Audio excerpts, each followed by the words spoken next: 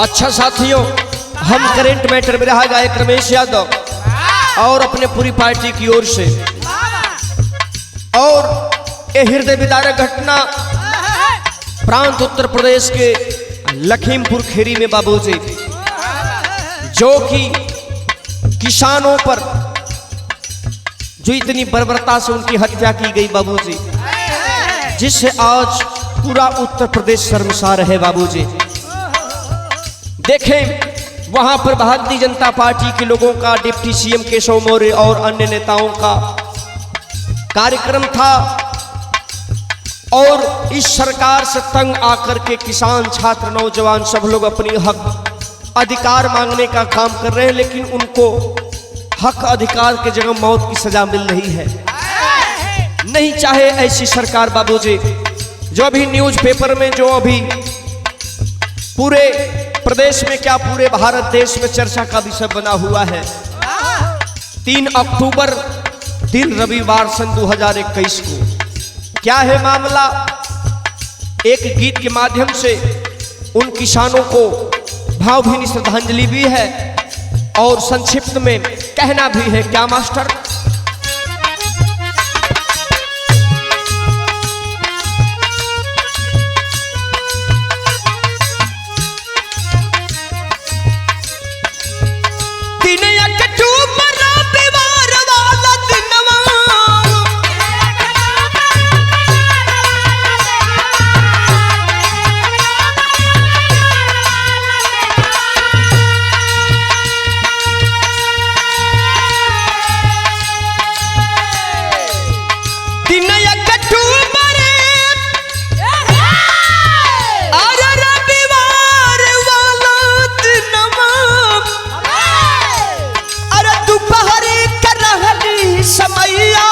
दोहैया देख चीखा उठल बा, अरे दोहैया देख चीखा उठल बा, भारी कहर गिरावल समुदैया, दोहैया देख चीखा उठल बा, भारी कहर।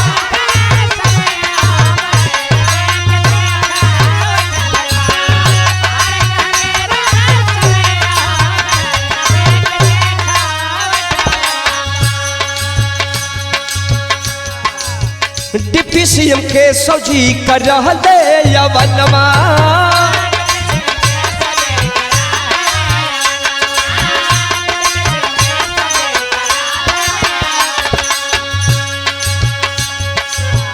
काफिला में चाल कृषि मंत्री कहलनवा,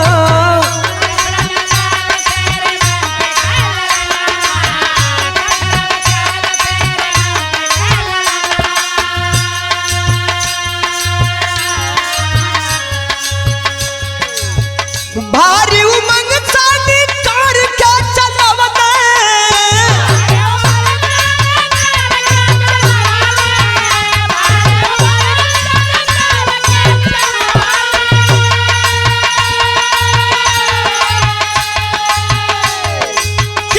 भारी उमंग सानी कार के चलवते, गाड़ी मचावल तबैया, दुहैया देख चीखे उठल बा, भारी कहर गिरावल मुदैया, दोहैया देख चीखे उठल बा।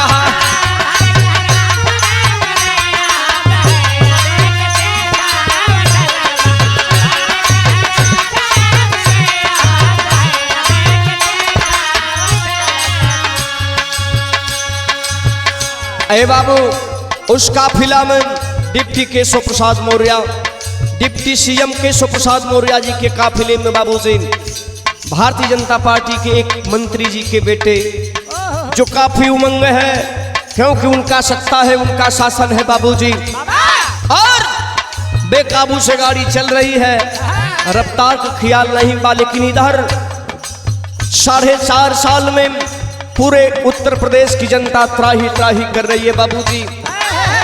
रोजगार के नाम पर कोई रोजगार नहीं है, सारे लोग बेरोजगार पड़े हैं, यहाँ तक कि महंगाई चरम सीमा पर है, किसान, छात्र, नौजवान सब लोग परेशान हैं बाबूजी।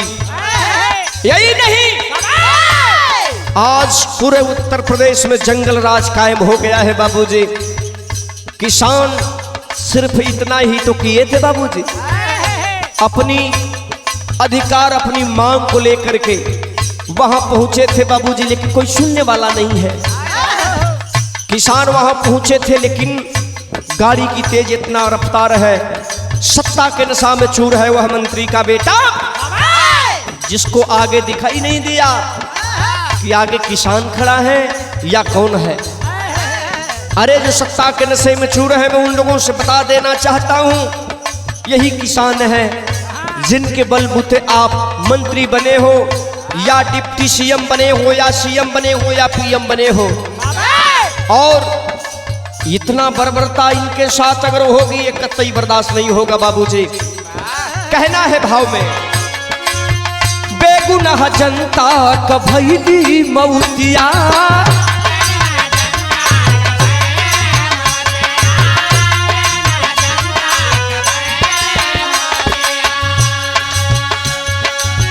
सुनी सुनी सबही कभी हरेले छतिया,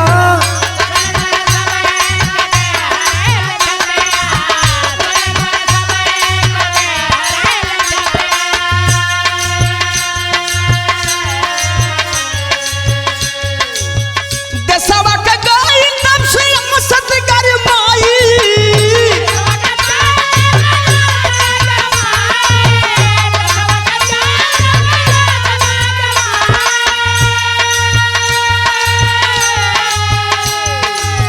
देशवा के गई तब से मसत गरमाई, लखनऊ से चला अखिलेश भैया तो हैया देख चीखे उठल बा, कि तो हैया देख चीखे उठल बा, भारी कार गिरावा मुदैया तो हैया देख चीखे उठल बा।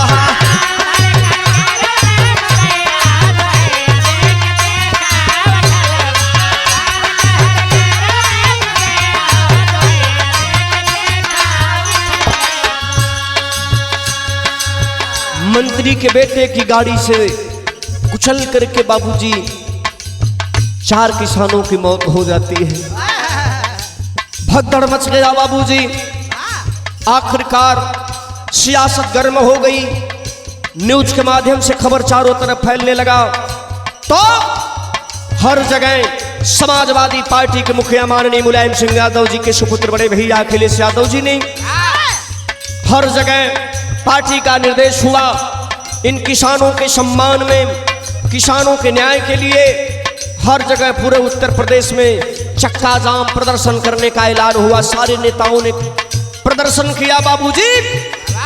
यही नहीं, माननीय अखिलेश यादव जी चले हैं लखनऊ से निकल करके मिलने के लिए किसानों से, लेकिन बाहर भ्रष्ट सरकार, बाहर गूंगी सरकार। आखिरकार एक कैसी सरकार है, कैसा कानून है, कैसा संविधान है, आखिरकार उन किसानों से अखिलेश यादव जी को मिलने नहीं दिया गया। जैसे घर के बाहर निकले और योगी जी का आदेश हुआ, पुलिस प्रशासन के लोग माननीय अखिलेश यादव जी को गिरफ्तार कर लिए बाबूजी। सियासत गर्म हो गई, तमाम समाजवादी पार्टी के छोटे बड़े नेताओं ने धरना दिया, पुलिस की गाड़ियों को फूका। अरे योगी जी, ये तो अभी टेलर है, 2022 में आपको समझ में आ जाएगा। और मैं उस मंत्री के बेटे से कह देना चाहता हूं, और जो लोग सत्ते के नशे में चूर है और शासन प्रशासन के लोग जो आज अनदेखा कर रहे हैं, जिस दिन सन 2022 में माननीय अखिलेश यादव की सरकार होगी, किसान छात्र नौजवान अमन चैन का जिंदगी जिएगा और सभी लोगों की हैकड़ी ढील करेंगे माननीय अखिलेश यादव जी। ये हालात हुई, उनको जाने नहीं दिया। आखिरकार फिर भी वहीं से धरने पर बैठ गए बाबूजी अखिलेश यादव जी ने और सीबीआई जांच का मांग किए। और यही नहीं, वर्तमान सरकार से उन किसानों के लिए मुआवजा और दोषियों के खिलाफ कड़ी से कड़ी कार्रवाई करने की मांग की अखिलेश यादव जी। लेकिन इस सरकार का हालत क्या है, लेकिन सरकारी बनल हिटलर शाही।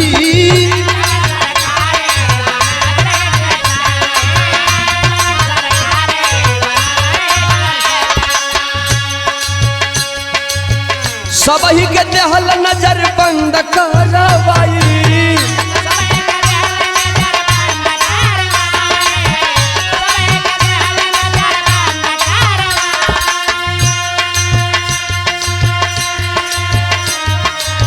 अरे योगी जी कान खोल करके सुन लेना, ये समाजवादी लोग हैं, समाज की सेवा करने वाले लोग हैं।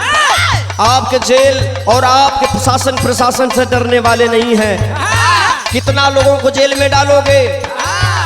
अगर समाजवादी उग्र हो गए तो आपका शासन प्रशासन, आपका पीएससी और फोर्स और पुलिस बल कम पड़ जाएगी।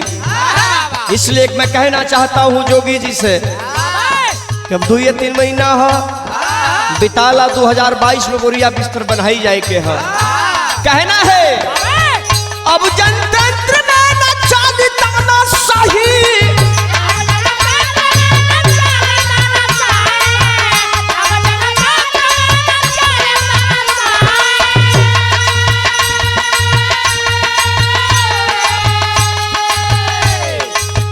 अब जनतंत्र में न चाली ताना शाही। दोष के खुली है कलैया दोहैया देख चीख उठल बहा। भारी कहर गिरवले मुदैया दोहैया देख चीख उठल बहा।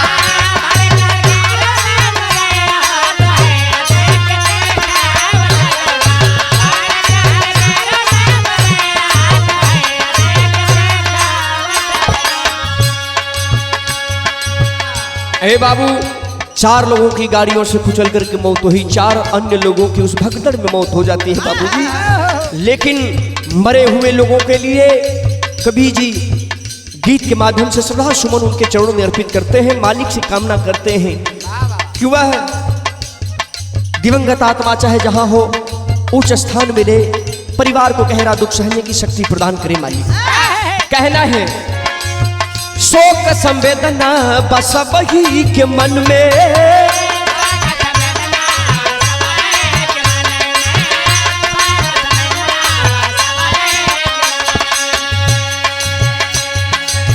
श्रद्धा सुमन बाटे अर्पित चरण में।